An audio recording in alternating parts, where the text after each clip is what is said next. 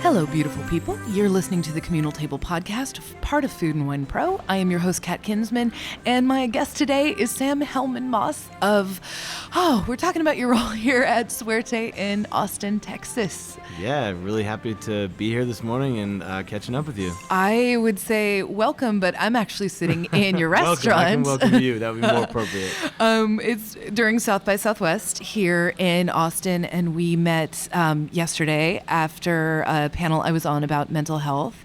And just to set the scene, we're in this incredibly gorgeous, long, beautiful dining room that you're going to know a lot more about, because by the time this launches, you will know that this is one of Food and Wine's best new restaurants of 2019. Congratulations. Thank you so much to the whole team. I'm just really proud of everyone and the work they've put in, and making good food every day and giving people good experiences here. So thank you. Oh my gosh. Well, the first thing that happened, I walked through the door and it's, showed up here at 8:30 in the morning. It's really a lovely place to be here during the day. And you would think, a restaurant would be quiet at 8:30 in the morning, but no, the kitchen is bustling and hustling. Could you talk a little bit about what's going on in there right now? I'm glad we took a few minutes to just say hi to the folks that are getting to work in the morning, making all this stuff, because I hope you could feel just there's a good energy of, the place is humming and everyone's kind of doing their thing and is happy to be here. No one's stressed out. Everyone's in a good spot. And yeah, I don't know, just getting ready for the day has that, South by is a really fun time. There's lots of people in town in the food world and all the films going on. So I think it's a lot of fun. And the restaurant it always has a good energy, but South by brings a whole different energy to the whole city. And, we get a bit of that. So it's fun. So we, it's funny. We talked through kind of what everybody is doing back there. Can you talk a little bit about the process that started last night that is going on today? Last night the making the masa for the tortillas. Yeah, for sure. So this does not I'll just note this. Maybe this happens in Austin. Does not happen at restaurants in New York City so much. So the foundation of a lot of our cooking is taking, what I think is the backbone of Mexican cuisine and trying to pay attention to every detail on the process from, where the dried corn is coming from to the end. And so what we do is we get the corn from Barton Springs Mill and Richardson Farms, both heirloom corns grown in Texas. We boil it overnight with calcium oxide and water. That process is called nixtamalization. I love that word. It's a super, super big word. And then we let it sit for 6 to 8 hours or overnight, really. And in the morning, we rinse the corn and then grind it through the molino, which is a wet mill that uses 2 volcanic stones to grind the corn. And then we add a little bit of water and salt, and that's the masa. And then, from that kind of beautiful product, we make tortillas, clayudas, quesadillas, sopes, pupusas, memelas, huaraches, tlacoyos, like all the vocabulary of many of the vocabulary of Mexican cuisine is things that are made from masa. So that's a little about what we're passionate about. And this is Mexican food, but you're using Texas ingredients. This is not Tex-Mex, but at the same time, there's... So when people ask me what kind of food is it, I think the short answer is that it's Mexican food. But Fermín Nuñez, who's the chef of Suerte, and the kitchen team they bring their own creativity. Fermín and I traveled around. Fermín is Mexican. He's born in Torreon and has spent a lot of his life traveling between Mexico and Texas. We traveled a bit around Mexico. We had the chance, before we opened, to go to Oaxaca, Puebla, Cholula, San Cristobal, Mérida, Mexico City. He went to some other places as well, like Toluca, and not with the idea of copying what anyone was doing down there, but I think your ability to create is always inspired by the experiences you have. So we were just in search of delicious things that we were excited by. And so, Suerte is a Mexican restaurant, but it's in East Austin, and a lot of my background in the industry is as a chef, and it was always very obvious to me that your meal starts with your shopping list of where you're getting the vegetables and fruits and meats and fish from. So we pay a lot of attention to cooking seasonally because that's where the most tasty things come from. So we combine this, masa that we make every day and tortillas that are pressed to order and served warm from the first time they're cooked with Mexican cooking techniques and Fermín and the team's creativity and the local ingredients, and that's Suerte. Oh my God. I was walking through, you introduced me to the team this morning, and it's great. I felt bad that we had to turn down the Ramones that everybody's kind of jamming out to. It's still going a little bit, just a little quieter. But. And it's, it's a really good vibe that is set in there. And I liked that, so we met yesterday. I was, lucky enough to be on a panel about empathetic kitchens and mental health. And something we had talked about in the pre-interview of it was about setting a tone for the kitchen, about you walk in every day and say hello to people. You look them in the eye, and you did that. And it was such an indicator to me that you immediately said, come on, let's meet the team. You said hello to everybody, and everybody's engaged in their task, but with each other, and it was just a really good vibe. We work hard on it, and it's not perfect. There's 60 people that work here. Yeah. So there's always something that needs our attention to try to keep everything going as well as it can, and to make sure everyone is in a position to be a successful member of the team. Yeah. And it's not perfect, but I think that part of it I really enjoy. The people part of it can be challenging and also really rewarding to watch people grow. And we pay attention to it.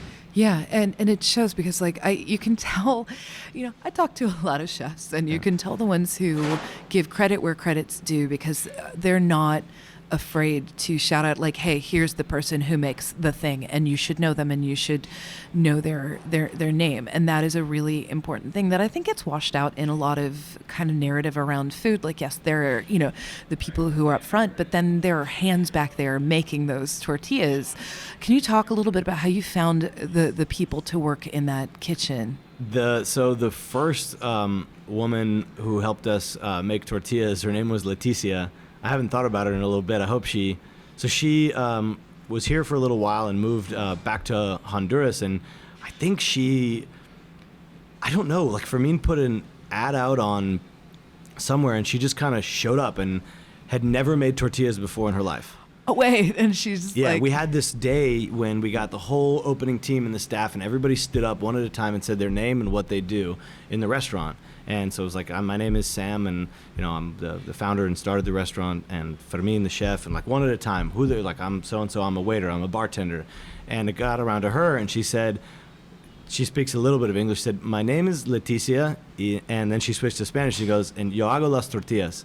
And everybody started clapping for her, and she got really teary-eyed, because I don't think she had felt the pride of a job and feeling so valued like that. But I hope that she comes back to work one day. She has a son, and that she went home to look after. And she's just one of these magical people that had such a positive attitude, and that was right away clearly very smart and competent and good at whatever task came her way. So I think time and again, for us, and I hope if you're doing something good, that somehow the right person shows up at the right time. And we were lucky enough that this lady Leticia just walked in and was I'm going to do it. And she then trained some of the other folks that made tortillas for us. And so we met all the folks that make tortillas. I don't think there's one way, just different. Someone knows someone, or an ad that we put out. And they're really,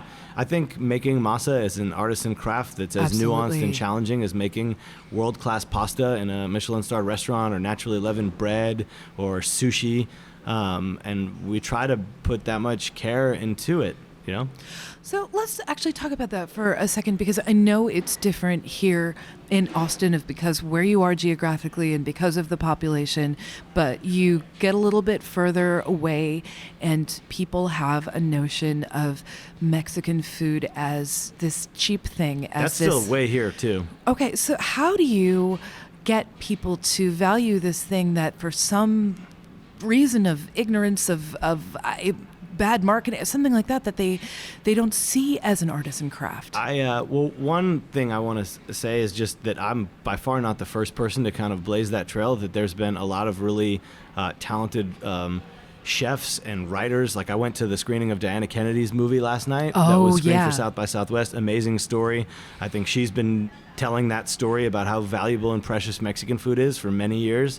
Lots of people in Mexico and in America, you know, folks like Rick Bayless, Alex Stupak has been very vocal about the value of or the perception or lack thereof from some people that Mexican food is cheap, like you say. And for us, it's like we kind of try to be a little not so in your face about it, where, I don't know, I guess I'll get there in a roundabout way of saying,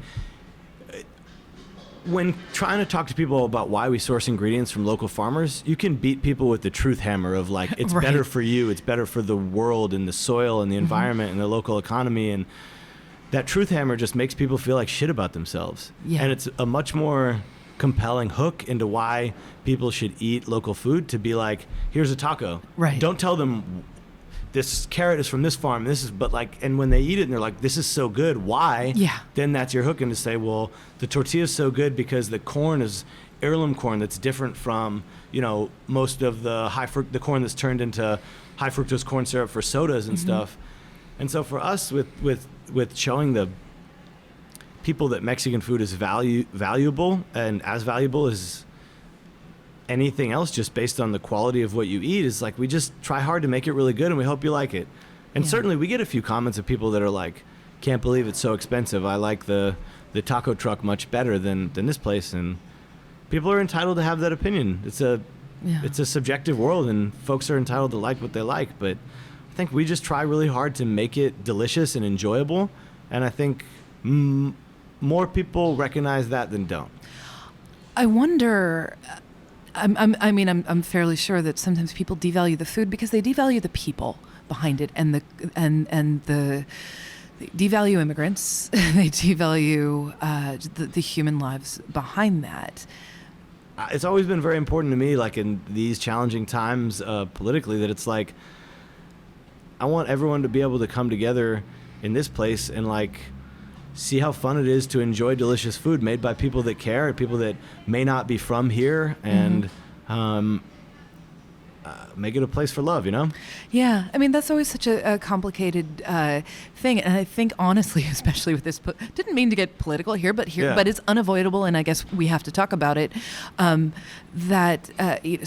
We often run into the situation where people like love the food, don't love the people. And, maybe it is one of those things where there's, some sort of bridge, that we get wrapped up in this touchy-feely notion of like, food brings everybody together. And in some ways it does, but it's also I think, a good place to have a conversation around this.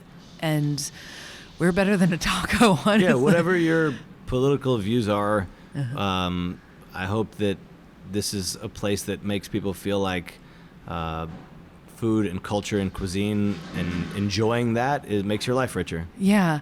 And, it's funny. Austin is a place where a lot of people come together for a whole lot of different reasons. I'm here for South by Southwest, and, and I've only ever experienced it through the lens of South by Southwest. I've come here a few different times for jobs, and I, pop into the restaurants and stuff. Is it a town where, this kind of food that you're doing is valued, or have you had to train people sort of into, mindset of like you sit down and you have the taco and you have the, the other food as opposed to like grabbing it from a truck or any? I think that it's a pretty approachable, fun place. Yeah. It's not the cheapest restaurant, but it's not crazy expensive and prohibitively, like the barrier to entry to come eat here is nothing insane. I'm looking around. This is not a fancy neighborhood. I'm looking out the window and there's construction going on outside, and it's a really beautiful space that seems like, it has, probably warehouse roots, or was this built from scratch, or was it? So a bit of the story of Austin, the east of I-30, this is called East Austin. Okay. Part of the history of Austin is that 35 was the line of segregation. Oh, wow. Okay. Where if you were, and I don't know all the history, so this is as I understand it, and I'd love to continue learning myself, but if you were black or brown and you lived west of 35, the city would not give you city services. So this became, the Hispanic and black cultural neighborhood of Austin. But you can see the proximity from downtown is so close that it's, it's changed rapidly over the last 10, 15 years, 5, 10, 15 years. And I think from the outside looking in, a lot of people would have thought that, us opening what a lot of people consider to be an expensive Mexican restaurant in East Austin would have been an easy target. I think people recognize that we're putting a lot of heart and soul into this, and most people appreciate that. I think Fermín, being Mexican and living in Austin, it's hard to say we're doing something with bad intentions, Yeah, no. And the food it's not stuff that you need to put your thinking cap on to enjoy, but we put a lot of creativity into the salsas and the dishes. Yeah. But it's not intimidating or like a mental exercise of like, what am I eating? It's just, I think, a really fun place to be. Yeah. And a delicious place to be. Well, and let's talk about this place too, because also when I walked in, you were telling me the story of, things on the walls and objects and things, and they're all talk about how you were saying that you and Fermín traveled and met people, and their hands are in this restaurant in a really important way. Talk me through some objects. So the food is a story of Mexico, inspiration, in East Austin, and the team we have. And I think the space tells a little bit of the same story, where in kind of creating a space that was a Mexican restaurant, but this is a modern building. It used to be called Dario's, and it was from the 70s. The building was built in the 70s, and it was kind of like a monstrous CMU brick rectangle, and worked with a great design team, architects Matt Garcia, Bart Watley, and a woman named Allison Burke on collaborating on some of the design. And I was really intimidated about doing something that was modern design, because the projects that I'd been a part of before were all reclaimed wood, and I was like, it has to be recycled materials. And Matt pushed me really hard about like not making this place be the same, and I didn't want a modern space to feel like cold and not full of life. Some people do that really well, but sometimes they can be a little austere. And for us, that came down to working with people that we met while traveling in Mexico, that, if you make beautiful ceramics in Mexico, it may not have to look like a traditional, what people think of as the kind of cliche Mexican patterns, because if you make it in Mexico, by virtue of that, it's Mexican. Right. So if you go to a restaurant in Mexico City, you can just do design without being like overly Mexican. But in the U.S., a lot of places, borrow from, and no judgment, but just, I think this place we're doing a little bit of something different. And we've worked with a lot of talented artisans, from our friend Arturo that weaves fabric in Oaxaca that was actually designed by a woman in upstate New York named Sarah Burks. And, ceramics made by a friend of ours in Oaxaca, and a lot of glassware blown out in Hidalgo by people that we met, and then collaborating with artists in East Austin, like my friend Aaron, who did the door, and Brockett, who did all the custom bar stools, and another person named Mark, who did the tabletops. And so just working with people that are now friends that I think collaborated on what is a really fun space. Let's talk about this light fixture that's above our heads. So we bought all these old mezcal jugs, or garrafones is the word in Espanol, and we bought them at like flea markets in Oaxaca. And my wife is from Tampico, which is funny. People find out that I'm married to Roxana, who is Mexican, and that all makes sense to them. It's like, oh, you started a Mexican restaurant because you married a woman who's Mexican, which is funny because that's not how it happened. Tell me your love story. I was already like super obsessed with Mexican food, and we met at a party, and so we bought all these old mezcal jugs in Oaxaca and shipped them to the border. And Roxana had a friend that lives in Laredo that has a logistics company, and they crossed the stuff on the border. That's what they do as a logistics company. And we had a friend who has a food distribution company called Farm to Table, and we borrowed a box truck.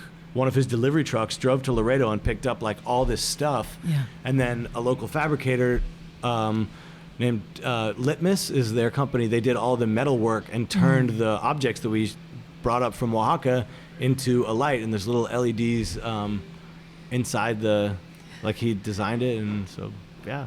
Oh my gosh, yeah. It's I wish, maybe I hope we're painting a decent word picture for you of the space. The fabric is so evident throughout. It's on panels. That might be also for sound. That is. Yeah, all the art on the it has become the art on the wall, but it's backed with acoustical material. And again, a true collaboration there where it was kind of noisy when we first opened and definitely wanted to solve that. And my architect and good friend, Matt Garcia, came up with the concept of these panels on the wall and using different fabrics. And then we reached out to Sarah, the woman who designed the fabrics that were produced in Mexico.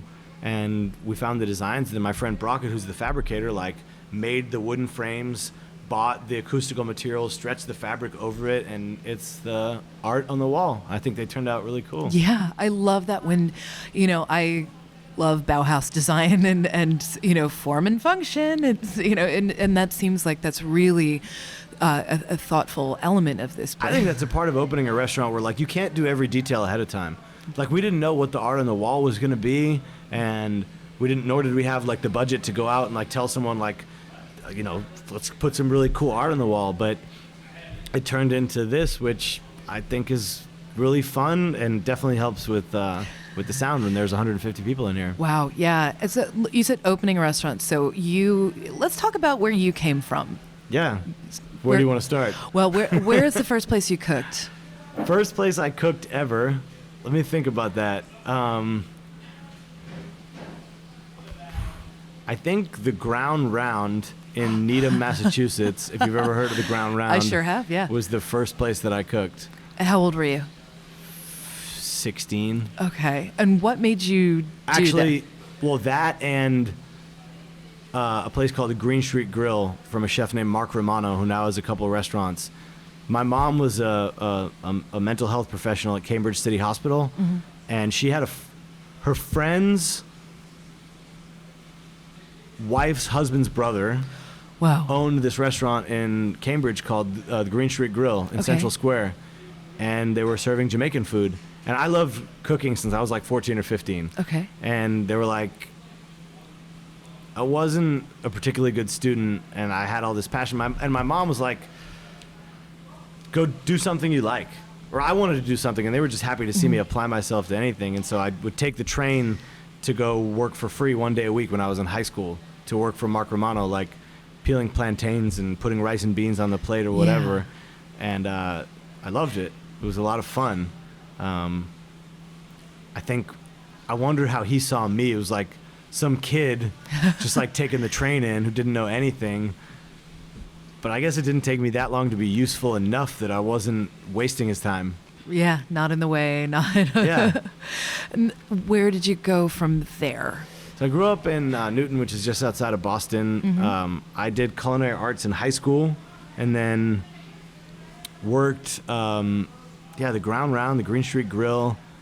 I used to help East Coast Grill catering. That was a lot of fun. That's pretty well-known chef Chris Schlesinger owned that place for a long, long time.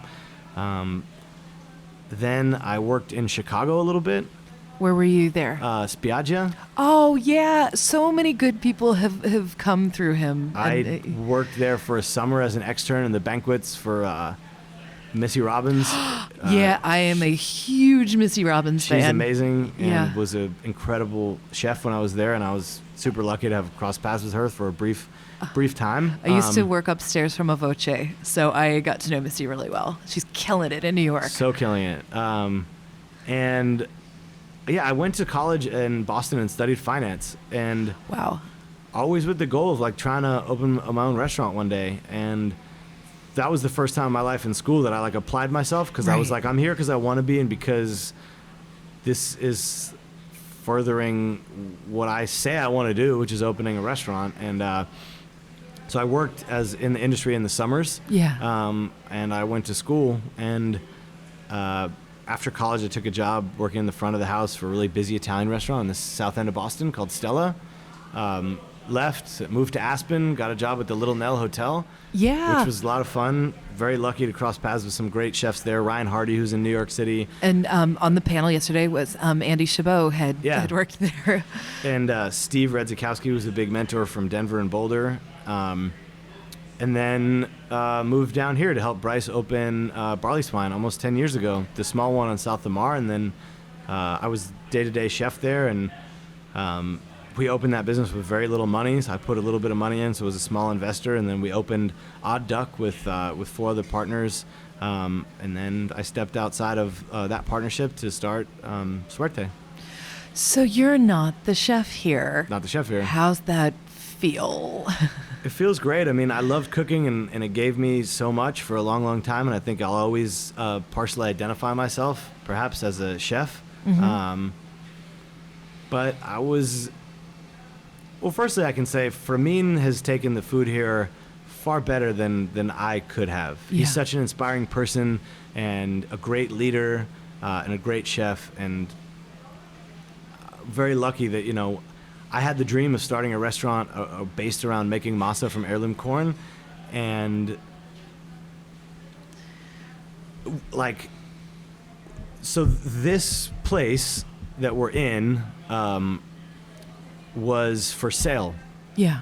the building and the property, for a while, and I was looking for real estate to do this project, and went here for an art show for East Austin Studio Tours. And I wrote it off because I was like, it's too big. It's in really bad condition. The landlord, it was for lease or for sale. It was expensive. I was like, yeah, like, can't do anything there. Went here for this art show and was like, man, this place has good soul. Like, I love the location. I'd never been inside. I'd just been out from outside. And I was like, it has good bones. Like, I feel like this could be great.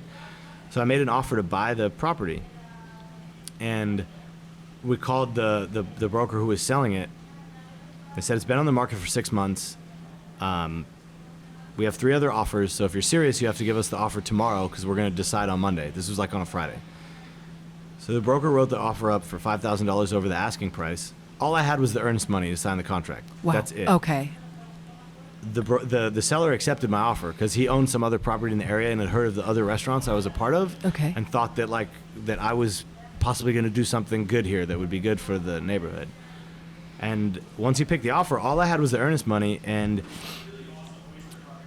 like, I don't know if you know from buying a house or how all that works. Like, I basically had 45 days before all my earnest money went hard, and if I didn't come up with all the money to close in the property, I'd lose basically all the money I had saved, and that was really stressful. I got physically sick. I was like, yeah, let's talk through trying that. to march down to the finish line of like doing it, but at the time I didn't have a chef, and I was like, this is what I say that I wanted with my life since I was 15, was to own a restaurant. And I was like, if I'm not going to force myself to do this opportunity, I'm going to regret it forever because I don't know if I'm going to get this chance again. And before we circle back, and I'm curious to answer whatever questions you have about what that time was like, but, you know, I think it was very lucky that I started talking to Fermín. After I put the close on the deal to buy the property, I pretty much immediately sat down with Fermín and was like, hey, do you want to be a part of this? And I think it's really rare when you find that like his dream, the food that he wanted to cook, like creative Mexican food, masa with local ingredients, was like really the same as what I saw for this place. And so I think this is also his dream in many ways, and I'm so just excited for him and to see where he's at and all the great, things he's doing. How did you come together with him?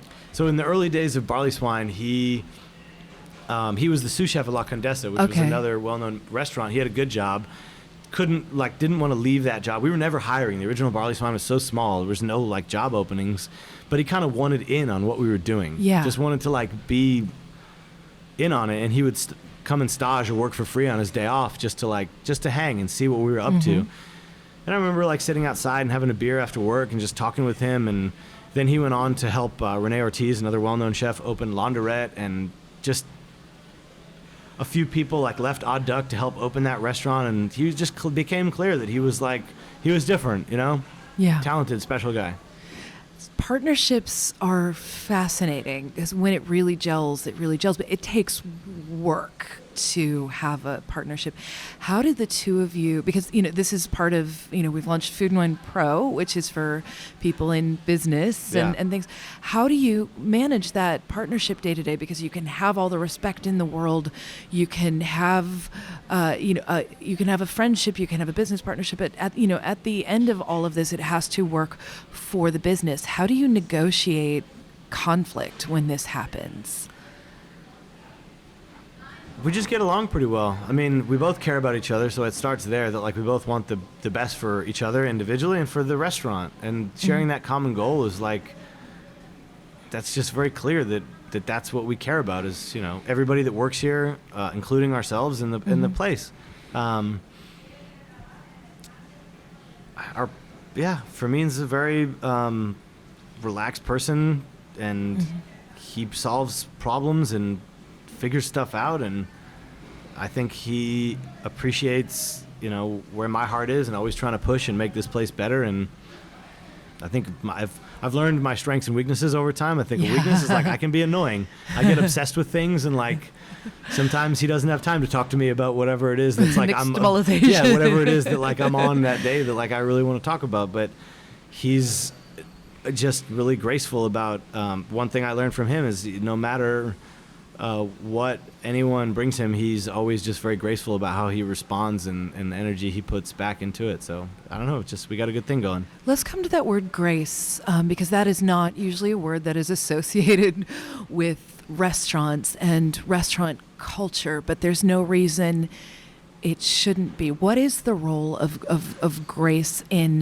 managing a team and having a team come together? I think the more I manage or lead or talk and help or deal with people, humans, is like, I think the thing that often gets the best result is if you can just clearly say what you want someone to do in words, and like leave the emotion or the intensity or that stuff out of it as much as possible, and just like, I don't know, doing that effectively. Maybe you could use the word grace for that. I'm getting better at it. It's something I work on a lot, but just saying like, if you can find a way to articulate what you want someone to do or change or do more of or do less of so that they hear it the way you want them to, like that works. And grace as well in terms of, you know, the kitchen or serving or bartending. I think part of the restaurant business is like, I think to be really great, you have to find joy in these repetitive tasks and finding a way to do it better every time, even after you've done it every day for years. And I love all the manual labor of restaurant stuff. Like I love slicing 50 pounds of onions for caramelized onions, or polishing glassware, or bussing tables and wiping tables off. Like when you see someone that's like really good at whatever their part of their craft is in the business, I think you see them move with grace. Yeah, I mean, this is something, I keep referring to this essay that Ashley Christensen wrote, but it was such a powerful thing about management and accepting your vulnerabilities and stuff. But a lot of it was about, she's often talked about people get promoted out of the thing that they're good at. And sadly, they, as she says, like they are promoted to their point of incompetence or something, when really it should be celebrated. If you are a person who is a craftsperson and artisan who is really good at doing that same thing every day. So how do you celebrate that? The people who, like, they are the person who makes, you know, the masa, they are the person who makes the tortillas, they are the person who does this particular thing and do it well. How do you keep them happy in doing that thing and not, I mean, you want people to grow, obviously, if they want to be somebody who moves up in restaurants, maybe wants to have something of their own. Can you talk about identifying the people who are, you know, very content in doing the thing that they are versus, you know, identifying that person who wants, like, hey, I want to move up on the line, I want to do this, you know, help teach me? I think everybody's different. That can be tough when someone's really valuable in something that they're doing and they're super good at it, and they should, I think, one is you tell them how much you appreciate them. Yeah. The way you framed it, like people get promoted to the point of incompetence, is like, I don't know, I think that can be tricky because you want people to grow, but you also want them to be in a position to be successful. Yeah. And it's not always a bad thing when you promote someone that's their first time being a sous chef. That's a hard role. Yeah. When you have to change your mindset from like, I'm going to be the best at what I'm responsible for, to like, I can have the greatest impact if I improve the skills of the people around me. And a lot of times when people are in that position as a sous chef for the first time, they get very frustrated that they're not getting the response that they would be if they were the one doing everything. Yeah. And I think you got to hang in there with people. You got to stick with them when they're having challenges. because maybe they'll push through that wall and go from incompetent to super competent. Yeah. But you gotta, sometimes that can be, and there's no formula for that. It's sometimes it's talking to that chef who's having a problem in their own head about feeling like the people aren't listening to them. Sometimes it's talking to the line cook about how they're taking the feedback from the sous chef. And I think you gotta, at least for us, we have one restaurant. We just announced that we're working on another project. Congratulations. Thank you. It'll be a bit because it just takes a while. But, we're around here a lot. Yeah. Paying attention to like who needs what. Where does our focus need to be? Does it need to be on this person or that person, or sourcing, or changing the menu? And usually there's some part of the people that work here that needs a bit of our attention to like keep everyone in a position to be doing great. Yeah.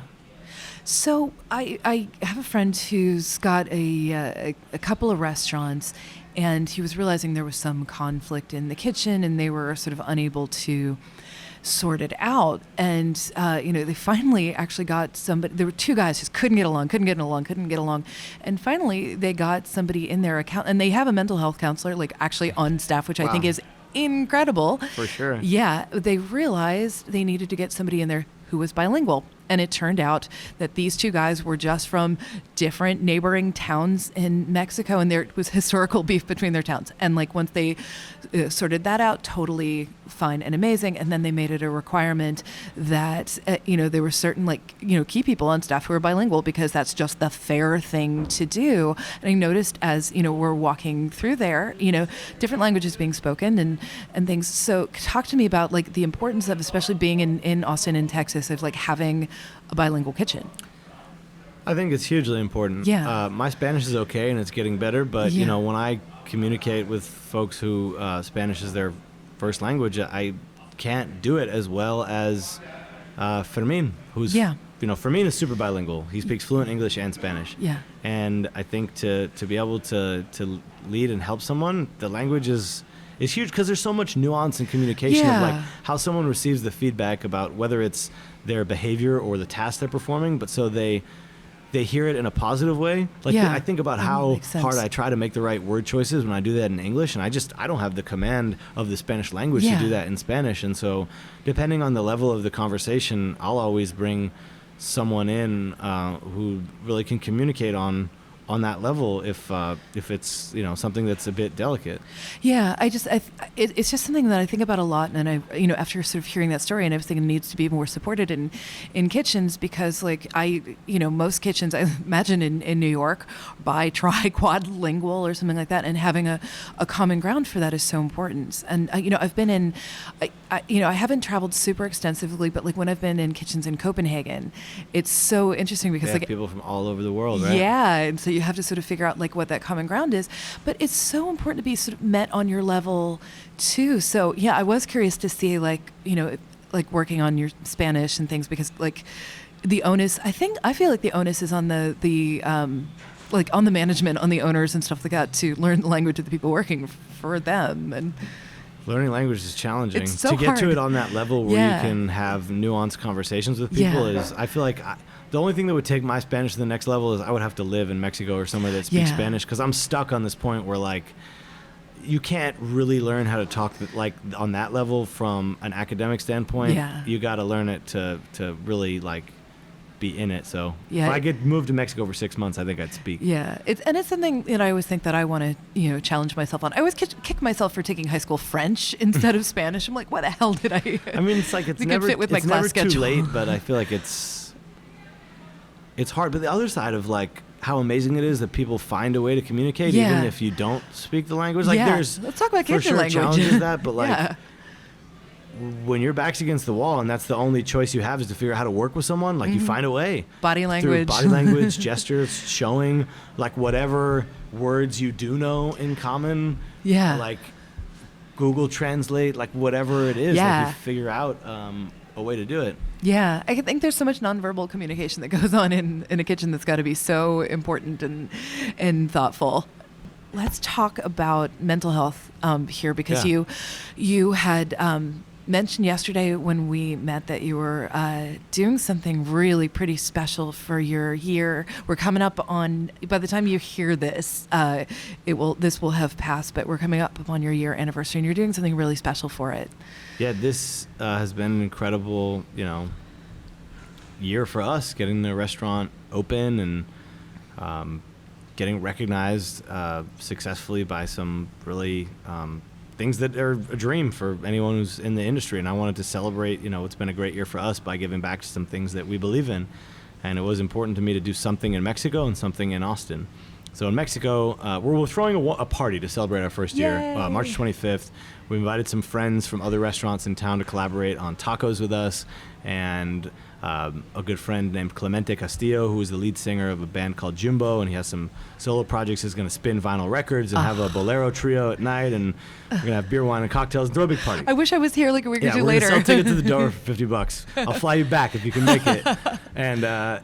And we're going to raise money for something in Mexico and something in East Austin. In Mexico, there's a woman who started a mezcal company called Real Minero, where they make amazing mezcal, and she's starting a library in Oaxaca called Biblioteca El Rosario, and we're going to support the library, which is trying to improve education and access to education in rural communities in Oaxaca. Her name is Graciela Angeles, and she's a very inspiring lady. And in Austin,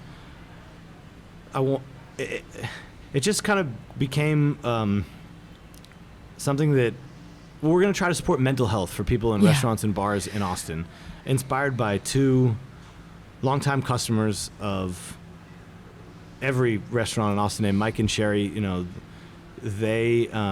Their family in many ways is the extended family of the people. They go out to eat every night, and they have relationships and friendships with all the people that work in the restaurants. And we had someone going through a challenging time here, and I reached out to Mike and said, hey, can you talk to this person and see how we can get them performing at their best again, because I know them really well for many, many years, and I want to see this work, and I know they're capable of being outstanding.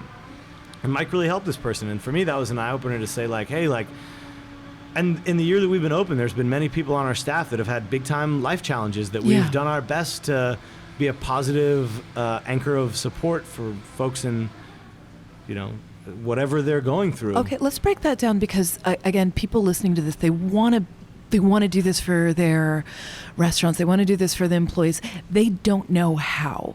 They're afraid to have the conversation. They don't know, okay, we've had the conversation. How do I support this person? Without identifying anybody, how do you address a situation? Well, I think one, just in terms of, if as a manager or a leader in any restaurant or chef, front of the house, you always get better results, I feel like, from people if they can tell that first you care about them as a person before about their job performance. And whether or not someone gets to continue working here because of something going on outside of their life, they should just know first and foremost that the most important thing to me is that you're good, and I still don't know how. I don't think I have an answer for how to be there or help people, but I think what have you done? Whenever stuff comes up, you sit down and you're like, what's up? Let's talk. And that's always, every conversation like that is different, but I think you got to listen to what's going on in someone's life and see, one, this is a business. We can't be everyone's parents. Right. But we can be good friends, we can be good listeners, we can be supportive, we can try to help people as much as we can, and that's what the intention is. Yeah. And I don't feel like it's complete or that we've done it. It's just, we're always just one at a time trying to do our best by everybody. What does help look like? Is it a day off? Is it a hey, here's some money? Is it a hey, maybe go talk to this counselor? Any of those could be. Yeah. I mean, it was, it's funny. I've been doing interviews around town, these podcasts and stuff. And Austin is I've only been here a couple times, but when I have come, I have absolutely fallen in love with the chef community, the restaurant community here. The first time I came here was during South by Southwest some years back, and we threw, I was at CNN at the time, and we used to host these dinners we would invite people, not tell them what it was for, and have a chef and sit down around a table, get together, musicians, artists, activists, farmers, producers, CNN talent, and have a conversation about what food meant in that particular city. And I came here. I asked my friend Brian Caswell, who do you know? Like great chef from Houston. He's been a pal of mine for a long time, and said, who do you have in Austin? And he said Zach Northcutt, who I don't remember where he was working at the time, but really, really great thing. And he said, this isn't an Austin meal unless I have my friends cook with me. And he had somebody make the tortillas. Somebody else was making, the meat, the vegetables, all the different courses. Had another bartender come in. Had Phillips was doing one of the desserts, and Plinio, like totally blanking on his last name. Did another one of the desserts. But it really felt like this communal effort. And I know some people in that story I have just told have been through some stuff since then. And I think all of that is underlying the need and the desire that I and we have to, as we think about celebrating our 1 year, to do something that gives back to the community of really talented people, from dishwashers to line cooks to servers and bartenders and front of the house managers. Like, restaurants get asked all the time to donate or participate in charity events, but and in other cities, there's people that are, I think it's a wave that's coming up. You're a huge part of it with Chefs with Issues, but like doing something for the people that work in the industry. Yeah. We were very fortunate to meet. I met the folks from Capital Area Counseling, which is an income-based mental health talk about this. This is amazing. And they do income-based counseling where they sustain themselves totally through their operations. So they're not in this constant fundraising mode.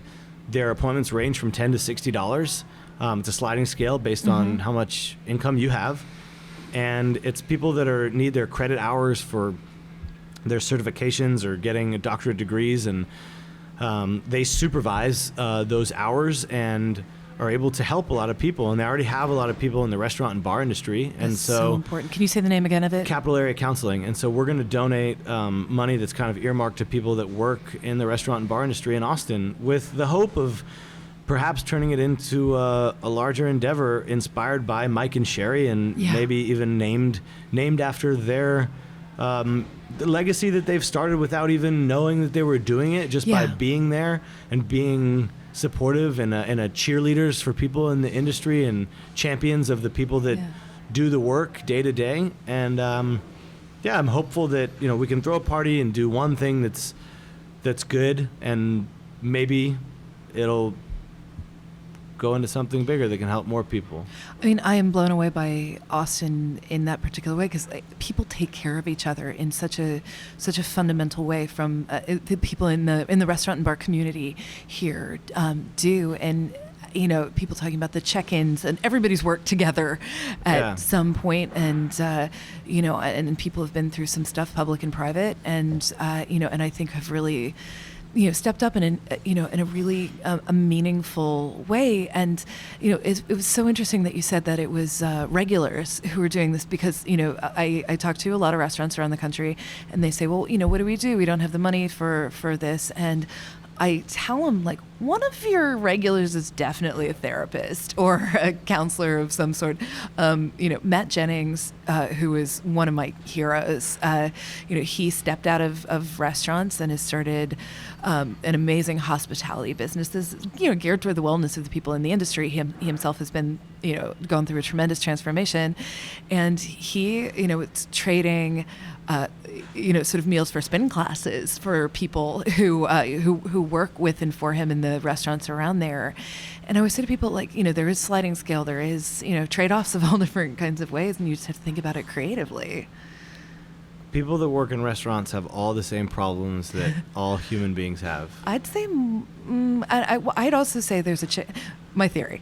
Tell me if I'm wrong. The chicken and egg theory. I feel like there are a lot of people who maybe, they grow up, they realize that, 9 to 5 office job is not right for them. They maybe don't have a family structure that is super stable. There's a reason that they, are the kid who, starts working at a restaurant when they're as soon as it's legal in their state, and they find a community in the kitchen in a way that they might not have in their traditional, family format or something. And they find that, and then sometimes behaviors that or tendencies might be exacerbated by the life of the kitchen, and things are cyclical. I think there's definitely truth in everything you just said. I think sometimes some people that have the most to give in hospitality have many of their own personal challenges. Think of servers and bartenders as well as cooks, and but it's such a vast industry. I think I've been fortunate to be a part of all the kitchens I've really been a part of have been really good environments. But by virtue of how massive the industry is, there's just so many people. Yeah. And people are people. I mean, the industry, I think, is certainly responsible for part of the challenges that people face. But there's some systemic stuff that's being for sure. And not all. There's some great restaurants. Absolutely. And some that still have a lot of work to do. But if you wash dishes in a restaurant, you have parents because you exist in the world, and you may have kids or siblings, and you may have challenges with that part of your life. Absolutely. You may have physical or dietary or and just the same problems that anybody has, and maybe the environment you're in is stressful, and that contributes in it, and it's just people. I don't know. I'm always surprised. I think you can never assume that you know what's going on in someone else's life. Oh, 1 when billion someone is having a bad day, and you're like, well, "What's up with you?" and make fun of them, and it's like, well, actually, and that's I've learned that is just you just don't make your opinions ahead of time about somebody because you just don't know, and I think people that work in other industries may want to help the mental health of people that work in those industries, and that's for sure, a worthwhile endeavor. And for me and what we're doing, it's restaurants and hospitality, and so that's a passion for us, I guess. Well, I bang the drum that customers need to know, guests need to know about. They need to give a crap about the people who work in the restaurants in the same way they do about how the chicken was raised. Really, it's I feel for, of course, kitchen people in a very fundamental way, but front of house people, I feel for them because they have to have a smile on their face and take care of people even if they're having the crappiest day on earth. Yeah, I think most people are fun, and there's a handful of people that aren't so fun to maybe serve, and that's part of the business. And I don't know, we try to have the perspective of you get to be try to win everybody over. Yeah. Some people, Danny Meyer's a great quote that some people are happy when they're unhappy.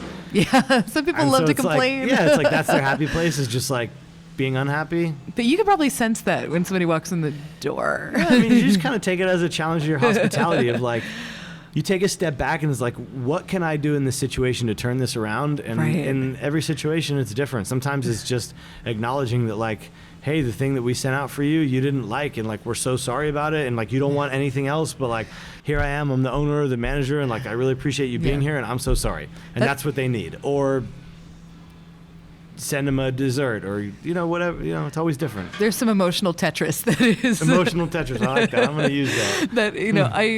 There's just so much that can go on there. But I do want to circle back to opening a restaurant. Seemed that I have dear friends who I have seen through that process, and there are a few things I can imagine that are more stressful because there are so many moving parts that you wouldn't even expect. I was talking to a friend yesterday who didn't realize you have to get these ramekins, and you have to get the these licenses, and then you have to get all of a sudden the electricity, the person hasn't come to do that permit yet.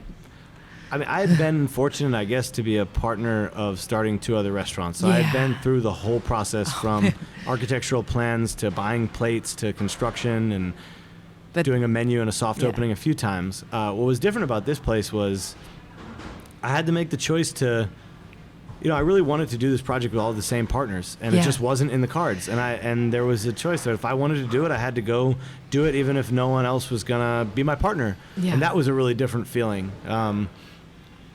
and scary. How did you deal with it? How did you take care of yourself? Almost like in the decision to like make the offer to buy the property and then put the money down to like say like I have 90 days to come up with all the money to close in the contract and a bank loan and investors. Yeah. I like forced myself to do it from, like I mentioned, I was like, this is what I've been saying I've wanted to do my whole life. Mm-hmm. And here it is. And what am I not going to do it because I'm scared? Yeah. Like I've been saying that this is what I've been working so hard for all this time. Yeah. And now I'm not going to turn back. And I'm glad I didn't because it worked out, but it was really stressful, especially the period of like trying to raise all the money to close on the initial purchase of a property. Was like you run out of time. If the contract expires and you're not there, like that's boom. the end. It worked out, and I learned a ton about myself, about the nitty gritty of like construction or all the different details of the actual work.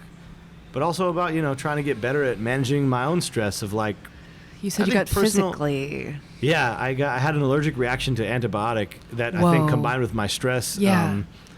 I got like the most severe allergic reaction you can have to antibiotic called Stevens-Johnson syndrome, where like... Oh my gosh. It's an autoimmune reaction to antibiotic where my whole body basically turned red, and the danger is that your skin can fall off, and then you're like like a burn degree victim all over your body. Oh my God! I went to the hospital for a few days, you have skin in the game. Yeah. Oh, you literally like. Oh, my vision got screwed up for 3 months because it affects all the mucous membranes in your body, like your skin and the way your eyes secrete tears. And I'm lucky I don't have any permanent damage from. Oh my God! From my episode with that, but yeah, I went to the hospital, had great medical care, and they gave me steroids to reverse the allergic reaction I was having to the antibiotic. And luckily my skin did not fall off, although it was... Whoa. Yeah, it was pretty wild.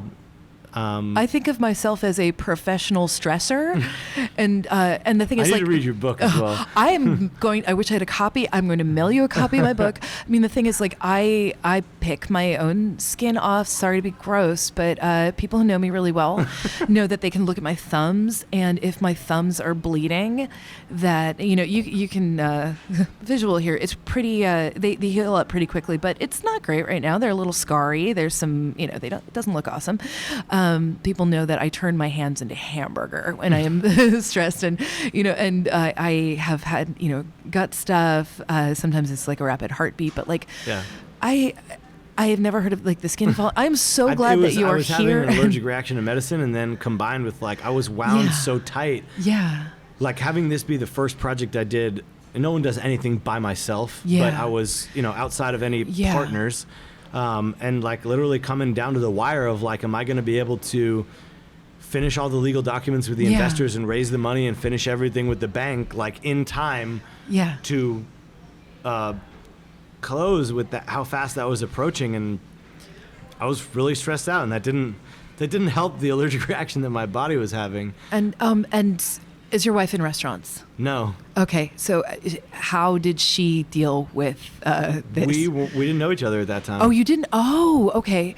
So I didn't know the timeline on that. So you met after this. Yeah. So, oh my God, how is your stress level now? And I think the only person that really believed that this was going to work from the very beginning was Roxana, and Fermín maybe knew that it was. Yeah. I doubted everything. Yeah, but you were dating, or you didn't know each other at this time? Not at that time. Oh, okay, yeah. We met after, and there was plenty of stress left to go around after we bought the property, but had to then come up with design and architectural plans and like design to a budget and buy all the kitchen equipment and hire all the people, and like there was plenty of stress left at that point. And I need to do interviews with partners. I mean, I have a few, but was pretty even keeled, and like definitely was a great support to like tell me like, no, it's gonna work, and like you're gonna do great, and like I think there's part of that kind of cathartic when you're communicating all your stress, where like you don't listen to it when people tell you it's going to work. Yeah. But it's nice to hear, and it was always like she never gave up on me or it, or like telling me that like it was going to work.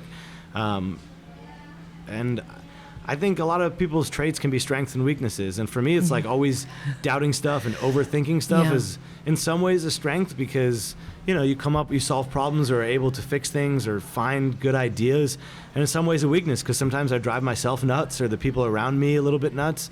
And I'm working on that. And I think I'm more self-aware of that part of me than maybe I was before. And also I think the stakes will never quite be that. I shouldn't say never. It's hard to imagine that they will feel that high to me than it was doing it for the first time when it felt like I told myself, like, if this doesn't work, life will go on. If this place fails and I have to do something else, like, I will be able to do something else with my life, but I didn't want that feeling. And that's a lot of pressure to put on yourself. Yeah. I guess I just was very lucky to meet some really great people to work with. And I believe, I don't want to sound like I didn't believe we would do something good because I absolutely did, but always a lot of self-doubt and, along the way. Yeah. Oh my God. You showed me a picture of your dog. Did you have the dog at the time? No. Okay. So the dog, because I know for me, my dogs are probably my biggest anti-anxiety, like in addition to a little medication. But all it takes is one of them flipping over and showing me their belly. And for sure. When people find out that I'm married to Roxana and she's born in Mexico, they kind of all make sense. They're like, oh, that's why you opened a Mexican restaurant. And the funny thing is that I was really down the path of being obsessed with masa and working on it before we met. But of course we share a passion for Mexico and Mexican food because I was, doing this project. But, she, very inspiring to me. And she was an industrial engineer in Mexico, working for Kraft Foods in Monterrey, Mexico, like in the cookie department where they're like, all the cookies are made for America. Oh my God. And she left that job to start a little IT business with her brothers. And then the recession happened in 2008 and they folded the business. And her mom started a business selling crafts and things made by artisans in Mexico, mostly women in rural communities, selling on consignment to like festivals in the US and like Laredo and Chicago. And she started a business called Akumal. And she was living in Colombia and applied for like a startup incubator for social entrepreneurship in Austin and has an uncle that lives here and applied and was like, okay, we accept you. And they gave her like $5,000 of seed capital, but they're like, but you have to move to Austin. Yeah. So she moved to Austin. Oh my God. And there was another girl who started a farm called La Flaca, which we buy a lot of stuff from for Suerte. And they were in the same program and invited us both to the same party, and we met at that party. Oh, a good story. That is a really good story. And Roxana was, she didn't so much work on like the design of the restaurant, like the fabric and all that stuff was people Fermín and I met before I knew Roxana, but she was instrumental and I would not have been able to achieve get logistically like working with all these one-off artisans that make stuff in Mexico and organizing the purchase and logistics of shipping the stuff and getting it all done on time. Like she worked really hard on helping all of that stuff. That's and that's wonderful that you have that partnership and a fun. creative we're gonna go collaboration. Back to Oaxaca in April, and we're gonna visit Graciela from Real Minero and La Chicharra, the woman who makes the ceramic plates. And I think my life is so much richer because I now have family in Mexico, and part of my life that I can kind of, I don't know, it's just like the world is bigger because of those relationships I have. I think that's beautiful. Yeah. And what would you tell 10 years ago, Sam, about what do you wish he knew? That's a good question.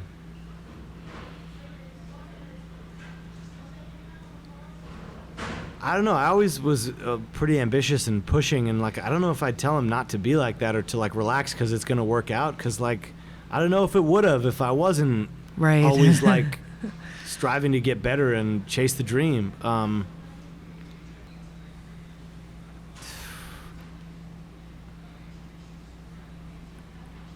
don't know. You work on yourself, and then things fall into place when you're in a good spot. Yeah.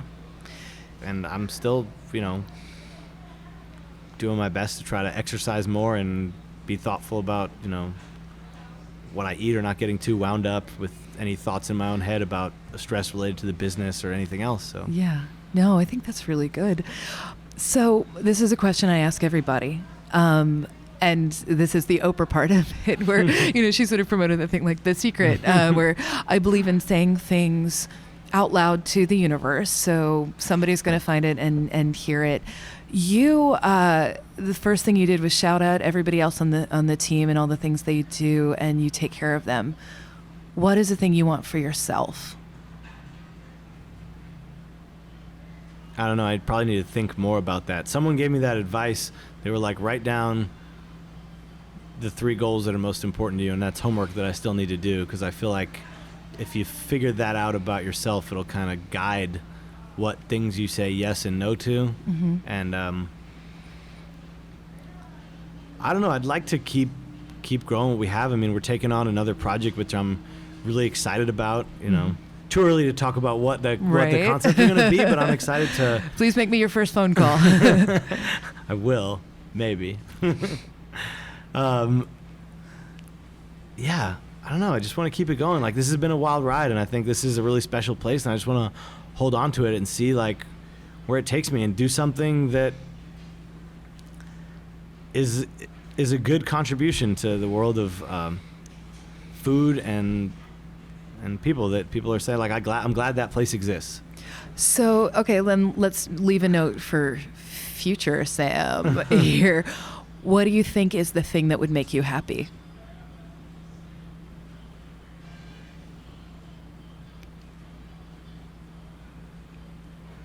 I mean, I think it's so much of everyone that works in this industry that works so hard. You identify yourself by the restaurant that you have or you're a part of, or the work that you do. But really also, we're all people outside of our work too. So I don't know. I'm happy because I love what I get to do at work. Like, I truly love every part of what I feel lucky I get to be a part of. I'm excited to travel with Roxana and see more of the world and never stop learning stuff. I think all those things will hopefully continue to make me happy. Hey, future Sam. Take note of this. So I have 5 questions I ask everybody. Here's this sort of speed round. I say speed round and people are like, whoa, I have to think about that question. What's your comfort food? Jewish food, like bagels and stuff like that. I mean, I grew up around that, so I love that. I think Mexican food is certainly a comfort food for me now. Is there a dish in particular that you're just like, like how to stress pasta too? Like, I don't know. I'm naming too You're many. You're a carb guy. I roast a chicken almost once a week, and I've got a good method down. What's your method? You want it? I do. Okay, cool. So when I'm going around the farmer's market, I usually buy chicken from Richardson Farms. They do some great poultry, and I salt the bird inside the cavity on all the skin the day before, and let it sit in my refrigerator on a wire rack, like uncovered.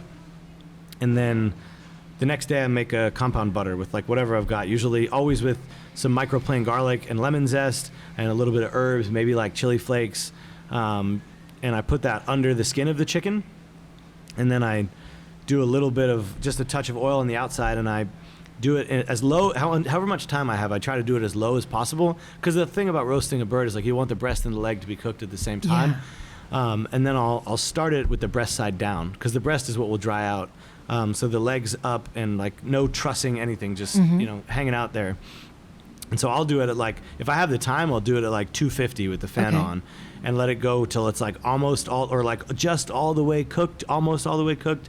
Take it out of the oven, turn the heat up to like 375, and then flip it over with the breast side up, and then just try to get some color on the skin. Mm-hmm. And that's my deal. And I love roasting chicken, so I'm coming over for chicken. I would love that. Oh my God, that sounds so good. If you come back to Austin, please tell me. I would love to roast the chicken for you. That sounds amazing. Oh my God. Next question, what is the last meal that you had that made you emotional? Well, I just went to Tampico, Mexico, where Roxana's from, for her grandfather's funeral. And he sorry. was No, it was. There was a few sad moments, but it was really a great time to be with her family and to be together with folks. And we went to, there's a great seafood restaurant down there called Los Curicanes, and we went there with her mom and dad and brother, and it was just, I don't know, it was a great energy just between the five of us just having a bite to eat after this, ceremony of the funeral of her grandfather. So. Oh, that's lovely. I think restaurants can often be a place of comfort for people that they want to go to and enjoy to celebrate happy things or to feel comforted in times of loss. And that's a bit of a sacred thing that I think people in the industry get to be a part of, Yeah. And on the flip side of that, what is the last meal that somebody cooked for you in their home? Roxana probably. Does our home count or nope. another home? Somebody else's house. The one that I really remember is there's Raj Patel and his wife Minnie. Oh yeah. Had us over for dinner and they made Indian food. Wow, and wow, that wow. was outstanding and fun to be with them and a delicious food. Wow. What did they make? She made and I might not get all the names of the dishes that right, and see if I could. She made sag, which is like the sautéed love greens. Sag. Yeah. There was a curry, I believe, with like lamb. There was basmati rice, and there was Indian whiskey. Oh, that was pretty because cool. I think the only, and this is pure ignorance on my part, like Amrit is like the only like Indian spirit that I know of, and I'm sure it's a vast place. If we can go to India sometime, let me know, because I want to be on that trip. I every time I get a seriously. window into like I think there's a similarity with, and I should have mentioned this before when you asked me about Mexican food, how diverse the regional cooking of Mexico is. Yeah. And I'm sure India has this so much diversity just- too that I want to learn so much more about. I have a person for you to talk to. I just sat down with Romy Gill, who is an incredible chef. She actually cooks in Brighton in England, but she is such a great champion of regional Indian food. I'm going to send you her list of restaurants that she sent me, like all over like different parts and outside of Bangladesh, outside of the Mumbai, like all the regular things. I'm going to send you her list. Cool. Next question. This is another putting it out to the universe in case this person is listening. What living musician would you want to cook for, and what would you cook for them? This is to draw them into you. Wow. Living musician. Yeah, because we What had to would do I that. cook for Otherwise, them? everybody's like Johnny Cash. Can I take a pause to think through my mental ability to recall it's funny that question musicians that I stumps love? people. So I'm going to go to the next question. Okay. Then you have 5 uninterrupted minutes for self-care. What do you do?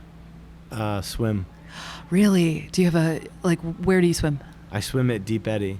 Austin has these 2 treasures of natural water, Barton Springs and Deep Eddy. Deep Eddy has lanes, so you can go there for exercise, and it's naturally fed spring water, so there's very little or no chlorine in the water, and it's just so refreshing in the summertime when it's 100 degrees out and there's just this cold water. And I find if I don't know what to do or I'm stuck and I can find the space or time to exercise, it always helps. Yeah. I'm not going to say it solves a problem, but it always helps. I always feel better Being in your body. So if I have a chance to do that, that's just, Yeah. You're not off the hook for the musician question. I know, I'm thinking about. Yeah, what thing, I think what have I played more than anything else on my one that I'm thinking about is, and I'm watching his documentary on Netflix, and Luis Miguel. Do you know who Luis Miguel is? I do not. Please He's a tell me. Mexican singer, and it's only available for Netflix Mexico. Oh, wow. But you have to get someone that you know's account in Mexico or something that has Netflix and watch it. Luis Miguel is I'll make he's referred to as the son of Mexico. Okay. A little bit like the Michael Jackson of Mexico. Mm-hmm. He started singing when he was just a boy, and is all of these amazing songs. I discovered his music because we went to a wedding in Nuevo Laredo for one of Roxana's friends. Nuevo Laredo is just on the border from Laredo, and we drove and crossed the border in our car and went to the Best Western. Typically in America, the Best Western is not like the best of hotels. The Best Western in Nuevo Laredo is one of the nicer hotels, and this wedding was like an absolute rager at the Best Western with total disregard for any Rager at the guest Best Western. sleeping, just loud music. And they had a big projector. and they were projecting music from the 80s, which was like some of the golden times for Luis Miguel. And I was like, this guy is an absolute king, like on stage from the 80s singing these amazing songs. And like, I was like, who is this person? And I kind of rediscovered some of the music. I think he's playing in San Antonio this year, and you have to go. Laredo. I have to go, and you have to cook. But I would roast him a chicken. I wouldn't make. I mean, I would love for him to like come try Mexican food, but I think it'd be really fun. And the documentary about him is so compelling. He's had a very challenging life, and I would make roast chicken for Luis Miguel. Oh my gosh, Luis Miguel, if you are listening to this, hit up Sam. Oh my gosh. Thank you so much to our guest today, Sam Hellman-Mass. Thank you. And I'm so happy we got the chance to meet yesterday and to talk today. It was fated, I think. So where can people find you on social? The Instagram for Suerte is @SuerteATX. I don't do much with my personal account, so I'd say that's the best one. So I guess you just have to come in here and meet him, meet Fermín, and meet the people in the kitchen making the incredible masa. And come on down. And you can find links. You're going to be able to find links to everything in the episode description. Thank you to our producers, Jennifer Martinick, Alicia Cabral, and Amy Frank. Thank you to Douglas Wagner for our delightful theme song. If you like what you heard, please tell a friend, write a review, or rate us. If there's something you'd like us to talk about or a guest you'd like to hear from, please let us know. And you can find me on Twitter @KittenWithAWhip. Find out more about the show and catch up on all the episodes at foodandwine.com and on Food and Wine's YouTube page. Thank you for listening, and take great care of yourself until next time.